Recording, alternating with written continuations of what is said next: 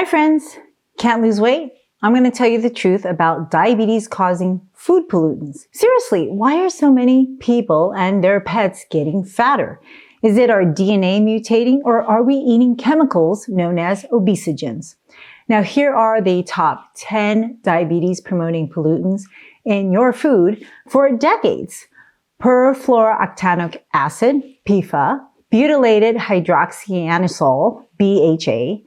I mean, these words are a mouthful for me to say, and you get a mouthful every time you eat these top 10 foods that hide these obesogenic chemicals. Let's start with canned soups.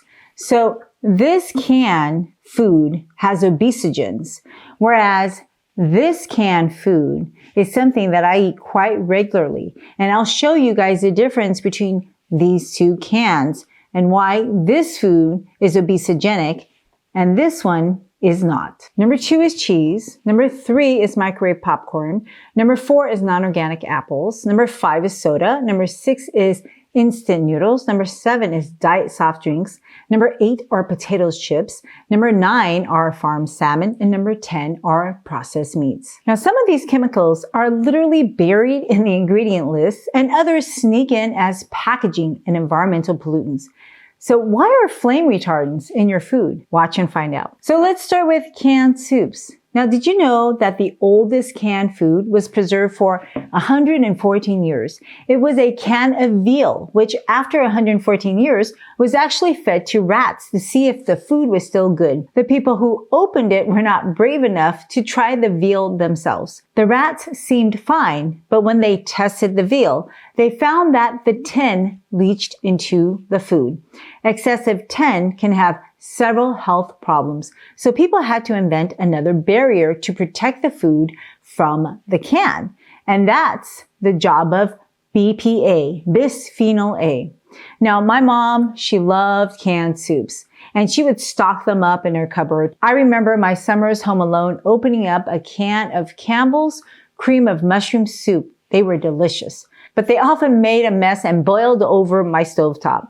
But I enjoyed whatever was left over in the pot. Campbell's was America's #1 canned soup and a maker of canned soup since 1897. But Napoleon actually innovated canning as a way to preserve food for his soldiers 100 years earlier in 1795. But the French, they didn't use tin. They used glass, which is inert.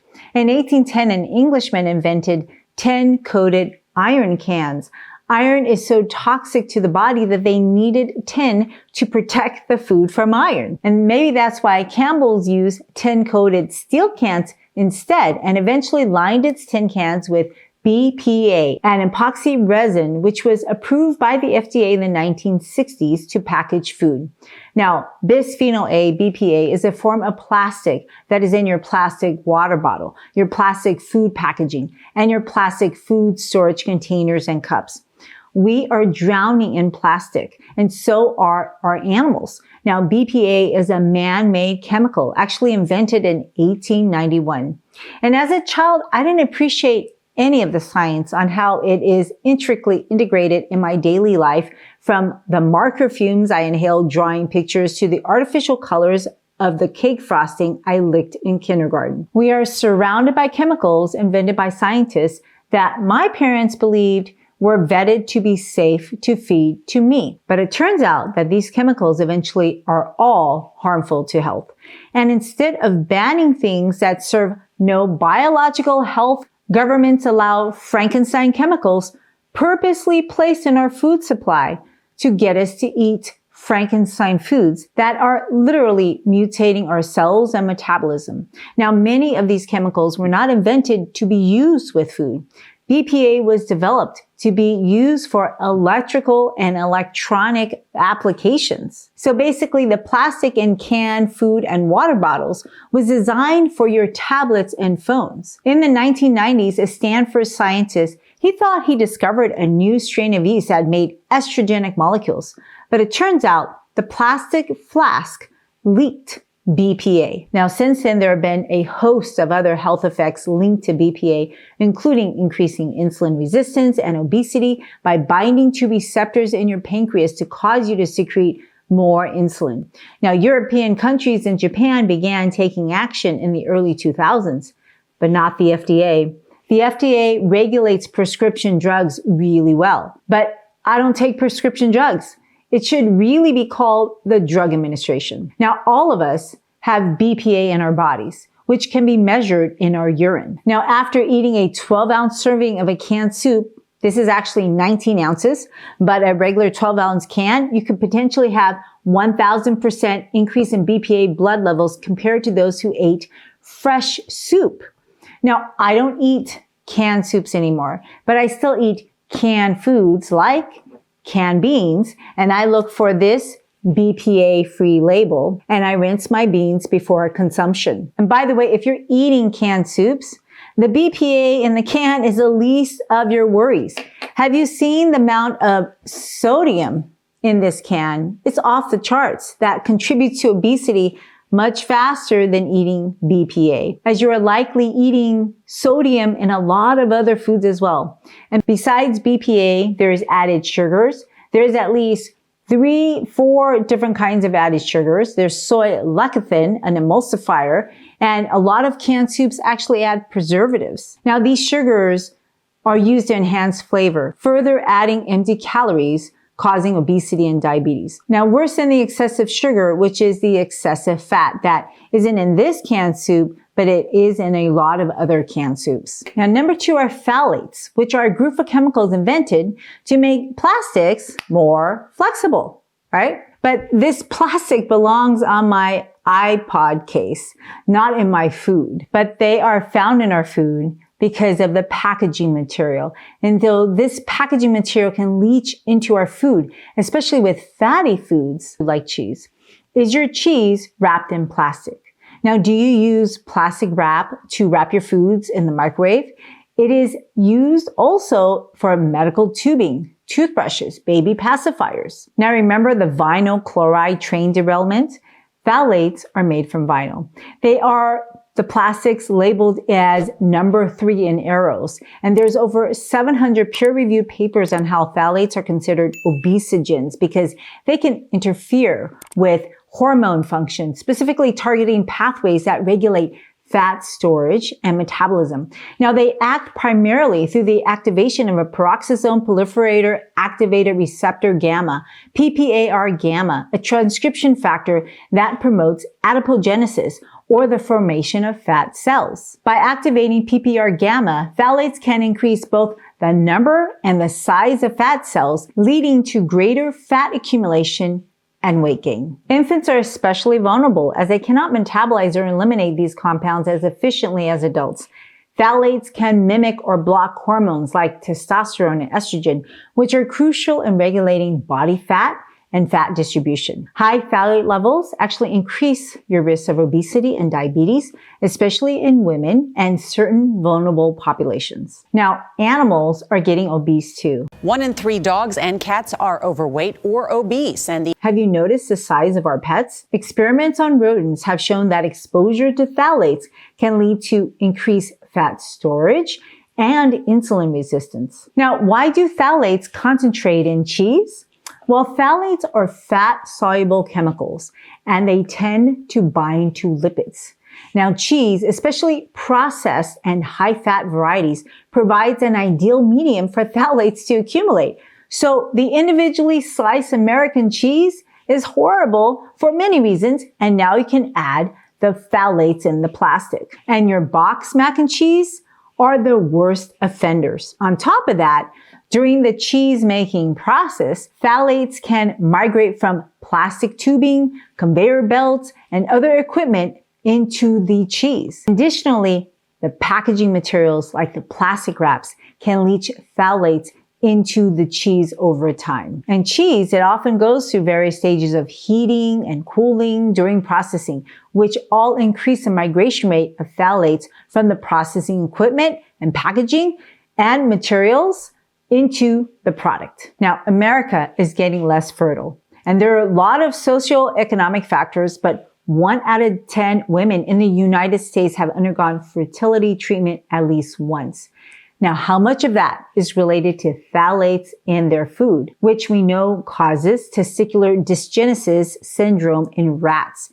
This is a 597 PDF file by the U.S. Consumer Product Safety Commission on the chronic hazards of phthalates on humans and how pregnant moms with high phthalate levels have an increased risk of having children with gonadal and fertility consequences and neural developmental issues and poor test scores, autism, and ADHD. Have you seen the rates of autism and ADHD? However, when it comes to weight gain, no matter how much phthalates you accumulate, there is no way to get fat unless you're overeating calories. And it's easy to do that eating foods high in saturated fat. Now, if you eat 2,000 calories, it is recommended to keep saturated fat to less than 2% of the calories, which is 20 grams. So saturated fat causes a whole host of medical issues, and I'm more afraid of the saturated fat than I am of the phthalate because it's easy to overeat pounds of saturated fat. One of my friends told me a story about how his sister visited him pretty late one night, and she brought over 4 slices of pizza. Now, he had already eaten dinner, but he didn't want to be rude. So he ate all 4 slices of pizza. Now, he basically ate 20 grams of saturated fat from the cheese alone, unless it was a stuffed crusted pizza with even more cheese in the crust. Now, when my kids were small, they ate a lot of mac and cheese. I even made them the box mac and cheese. And honestly, for me, I never liked the taste of mac and cheese or cheese, and I'm lactose intolerant, so I stay away from any of that stuff. But my kids got introduced to mac and cheese visiting their cousin, and they loved it. They never just ate 1 serving. They always got seconds. Now, 2.5 servings of mac and cheese exceeds the recommended limit of a person's daily saturated fat. And drinking just 1 milkshake is 15 grams of saturated fat. Number 3 is microwave popcorn. Now, I ate a lot of popcorn growing up. Microwave popcorn was actually invented in the late 1970s, and the first patent was awarded to General Mills in 1978 and marketed under Pillsbury. Now, my parents, they didn't get a microwave until the late 1980s, and I really liked microwave popcorn so much better than the Jiffy Pop that I try to make over the stovetop that always burned. Now, that was the beginning of my career as a food burner, and my kids say I'm really good at that, burning food. My dad, though, was very skeptical of the microwave, and he wouldn't use it and stuck to using his gas stove. Now, it took 3 decades to realize that microwave popcorn is really bad for our health. Now, the popcorn isn't the problem. It's not the carbohydrate. I still eat popcorn and it's my favorite treat. But the bag of the popcorn is lined with forever chemicals, such as perfluorooctanoic acid, PFA, a type of perfluoroalkyl substance, PFAS, which can leach into the popcorn when heated. Now, PFA and other PFAS, they're known as forever chemicals because they persist in the environment and in our bodies forever. Now, we shouldn't be surprised. They're linked to various health issues, including cancers, liver damage, impaired fertility, developmental problems, and increased cholesterol levels. And people who eat microwave popcorn regularly, they have higher levels of PFAS in their blood, up to 63% higher than the average population. My roommate in college basically lived off of microwave popcorn every day for her dinner. Now, this exposure can contribute to long-term health risks, such as weakened immunity, increased risk of cancers, and hormonal disruption. And this effect is independent of the microwave radiation, which many people misunderstand. Now, radiation, it's a really scary word, but here's a definition. Radiation is the emission or transmission of energy in the form of waves or particles through space or material medium like water. That's it. You can't see without radiation from visible light. You can't listen to the radio without the radiation of radio waves. Light is a form of energy, and so are radio waves. The shorter the wave, the faster it goes, and the more energy that wave has. So the scary radiation waves are on the right side of the electromagnetic spectrum. Now, ultraviolet light or UV light can also be scary.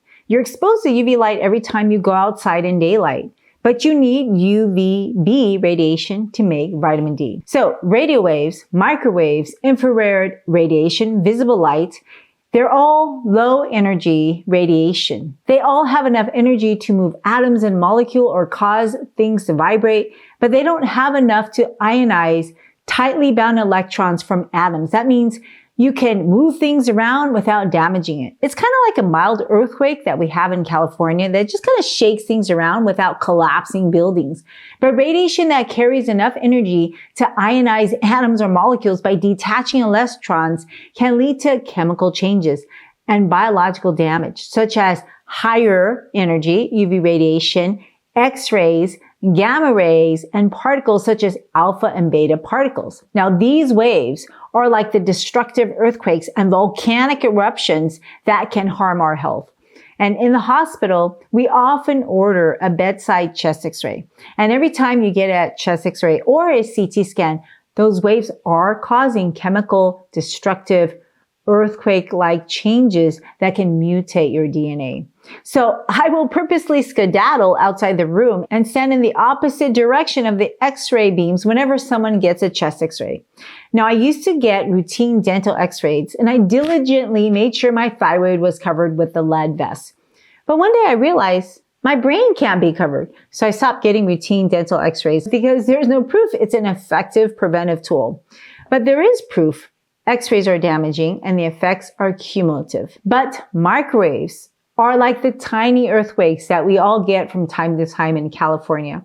I have no problem using microwaves to heat most wet foods. However, I would never cook raw meats in a microwave as it doesn't heat evenly, and those missing cold spots will be highly contaminated with bacteria. Now, number 4 are the pesticides in non-organic apples, which tend to have higher levels of pesticide residues compared to many other fruits and vegetables, even though they may not make it on the dirty dozen list. Now, apples may be sprayed by multiple different types of pesticides, including fungicides, and then you got insecticides, and you got herbicides, all this to protect against various threats. Now, have you noticed a wax coating on the apples used to improve their appearance as well as shelf life?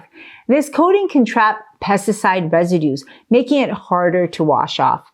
Now, the skin of the apples can absorb pesticide residues, which remain even after washing. And I eat a lot of fresh apples because I just love the crunch. And certain pesticides are considered obesogens because they can disrupt the normal regulation of lipid metabolism, as well as your appetite and energy balance. And this all leads to an increase in fat accumulation. And some pesticides, they can induce chronic low-grade inflammation and oxidative stress, which lead to more cellular damage, metabolic dysfunction, insulin resistance, and obesity. Organophosphates like chlorpyrifos has been shown to interfere with the lipid metabolism and induce weight gain in animal studies. It affects pathways related to glucose metabolism and fat accumulation. And animals exposed to chlorpyrifos have demonstrated increased body weight, altered lipid profile, and insulin resistance. And those exposed to higher levels of organochlorine pesticides in the blood have been associated to have higher BMI and waist circumference. But if you're waiting for a randomized clinical trial on pesticides and human health, then you're going to be waiting for a long time. I don't think it's ethical to poison people on purpose. But before you start boycotting fresh produce, I want you to know that the pesticide residue in animal feed can be 100 times the amount allowed in grains consumed directly by humans. Now, grazing animals not only can eat plants sprayed with pesticides, but they can inhale it through the air and ingest contaminated soil. Now, these pesticides, they accumulate, remember, in fat tissue. So if you are on a high-fat diet, you may want to swap your animal fats for plant fats. I still eat a ton of whole fresh apples. And if you did too, you're unlikely to gain weight, even if it isn't organic. Now, you can easily remove pesticides by soaking it in 1 part vinegar and 3 or 4 part warm water for 5 minutes. Don't use soap as that can be absorbed by the produce And when you eat that, that's a detergent that can destroy your gut microbiome. Apples are so good because they're full of water and fiber. They satiate and they hydrate, and they stimulate beneficial anti-inflammatory short-chain fatty acids to counteract any obesogen effect of pesticide residues on non-organic apples. Unlike eating cheese or canned soups or drinking sodas and soft drinks, which is number 5. High fructose corn syrup is in thousands of processed foods, hidden or in plain sight in the ingredient list.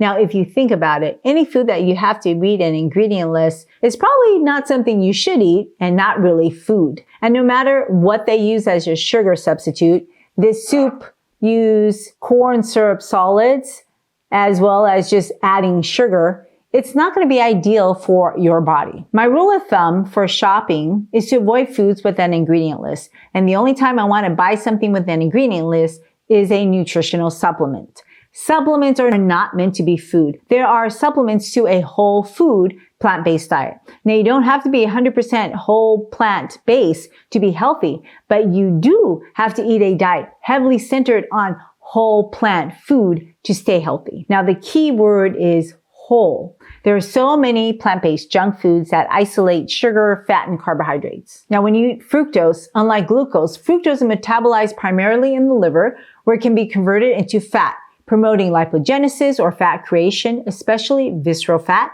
that all leads to fatty liver and high triglycerides. Fructose consumption also, they don't stimulate insulin or leptin, hormones involved in hunger regulation. And this leads to an increase in appetite and overeating. And this is why high fructose intake is associated with insulin resistance, leading to higher blood sugars and insulin levels that directly cause obesity and type 2 diabetes. So anything concentrated with fructose, like agave syrup, table sugar, and honey, are really also obesogens when you consume enough of these foods. A tablespoon a day in your coffee or supplement isn't going to be an issue unless you are adding sugars to drinks all day and your foods and sauces multiple times a day.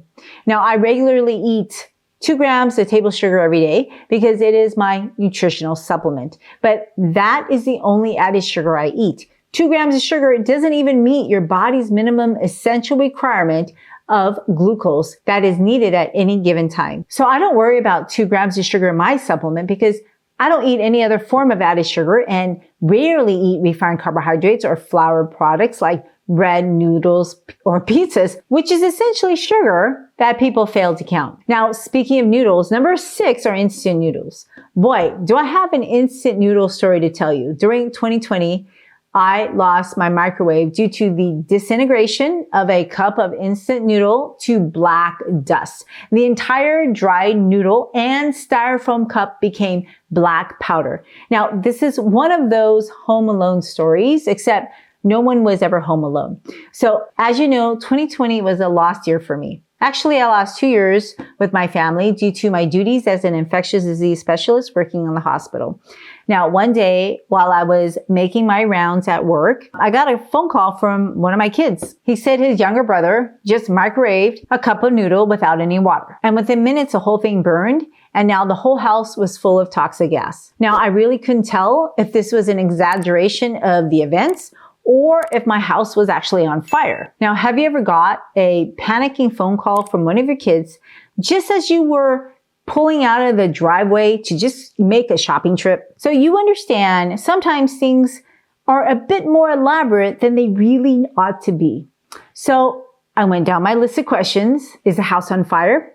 No. Do you know where the fire extinguisher is? Yes. Do you need a fireman?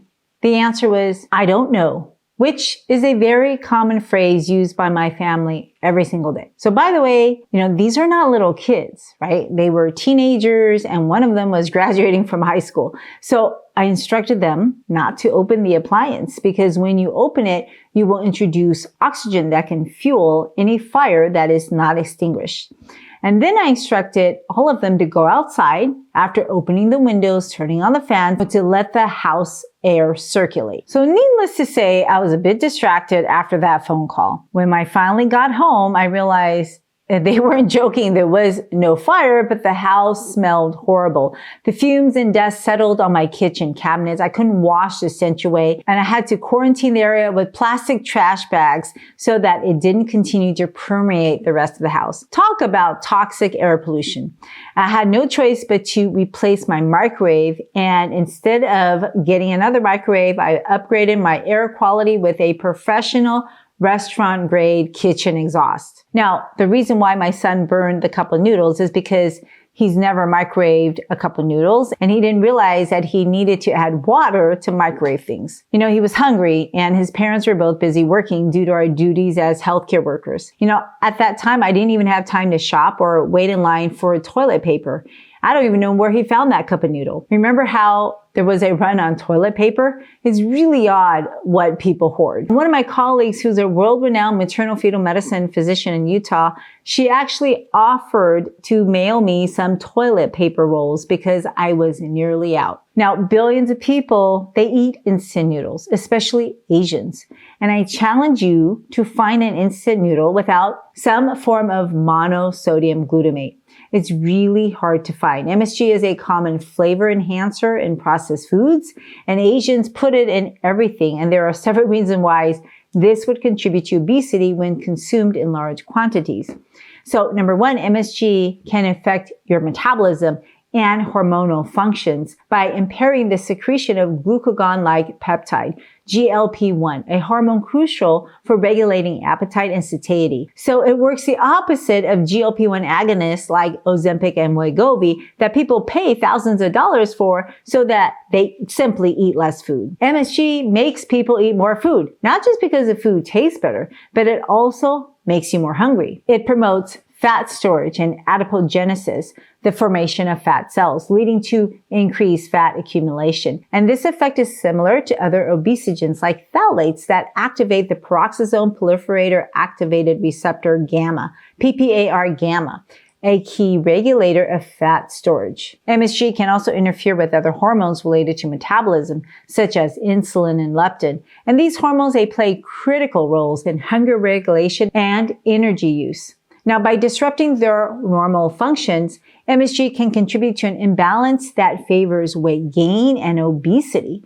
And chronic consumption of MSG has been linked to inflammation, oxidative stress, which are both associated with metabolic disorders and obesity. And this all can further exacerbate insulin resistance and promote fat accumulation. But really, if you think about it, how much of it is MSG versus the foods that need chemicals like MSG to make it taste good? I am always suspicious of food when people have to add MSG to make it taste better. What's wrong with the food that it doesn't taste good by itself? Real noodles are usually 1 or 2 ingredients, not a whole laundry list of chemicals packed with refined carbohydrates. Talk about carbohydrates. How about number 7? Potato chips. You can thank a complaining customer in New York for making a chef PO'd. Now, the chef was so upset that he actually served extra thin, deep fried slices of potatoes as a prank back to the customer.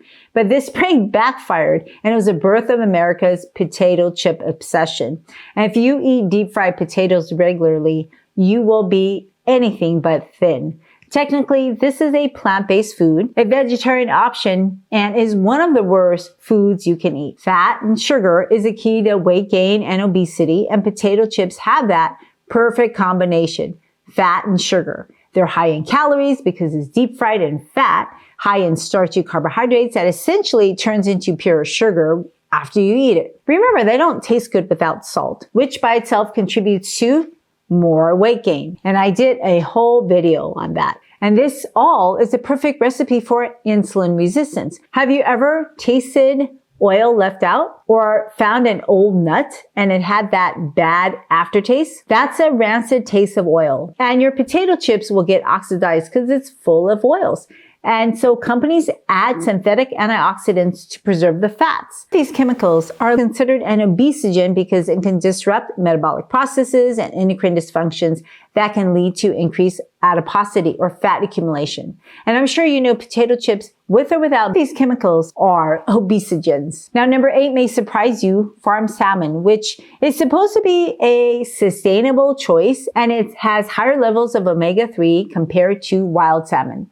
And I'm sure you have heard that salmon should be a healthier alternative to red meat. And I think overall it is, but if you're trying to lower your body's exposure to pollutants like polychlorinated biphenyls, then you should really be aware that farm salmon swim in polluted waters. They're also fed fish meal and fish oils made from smaller, oilier fish that accumulate PCBs in their bodies. Farm salmons, they're 25% fattier than wild salmon. They have a softer, creamier taste. And remember how fat accumulates toxins? PCBs are lipophilic, meaning they accumulate in fatty tissue. PCBs are classified as probable human carcinogens because long-term exposures of high levels of PCBs has been linked to increased risks of certain cancers. Now, PCB can interfere with your endocrine system, affecting hormone regulation and potentially leading to developmental and reproductive issues. So it shouldn't be surprising that PCBs can weaken your immune system or adversely affect fetal brain development, leading to cognitive impairments and learning disabilities in children exposed in utero or through breastfeeding. So if you want salmon, buy wild salmon, which generally have lower levels of PCBs. But the bottom line is our oceans are like a giant toilet bowl for the world. Now, I recently asked my son to change the limit of farm salmon intake to once a month and prepare it using methods that allowed fat to drain off and the skin fat, because that's where the PCBs are trapped. Now, this brings us to flame retardants. Number 9, meat products. Now, you may ask, what does flame retardants have to do with meats? Flame retardants, such as polybrominated diphenyl esters, PBDEs, they can leach into your meats through contaminated packaging and processing equipment. Now, these chemicals, like the other chemicals that I listed, are also persistent in the environment and they accumulate in fatty tissue, making meat products particularly susceptible to contamination.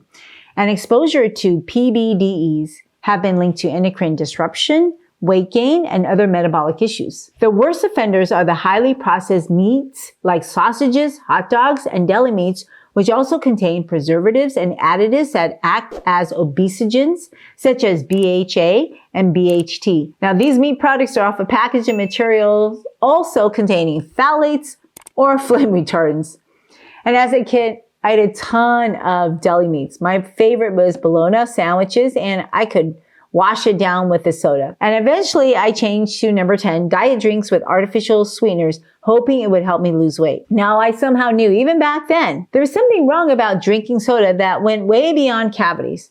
And you would think that 0-calorie or low-calorie sweeteners would help with obesity, but in reality, some of these additives, they actually raise blood sugars higher than you would normally with the same carbohydrate load. Diet drinks, particularly those containing artificial sweeteners such as aspartame, sucralose, and saccharin, can interfere with hormones that regulate hunger and metabolism. And for sure, they also alter your largest metabolic organ, your gut microbiome, and its changes can affect how you respond to food and whether or not foods make you pro-inflammatory or anti-inflammatory. Artificial sweeteners can worsen insulin resistance, leading to higher blood sugars and increased fat storage. Plus, people who regularly consume diet foods, they tend to eat more, which negates the calorie savings from the diet drinks themselves.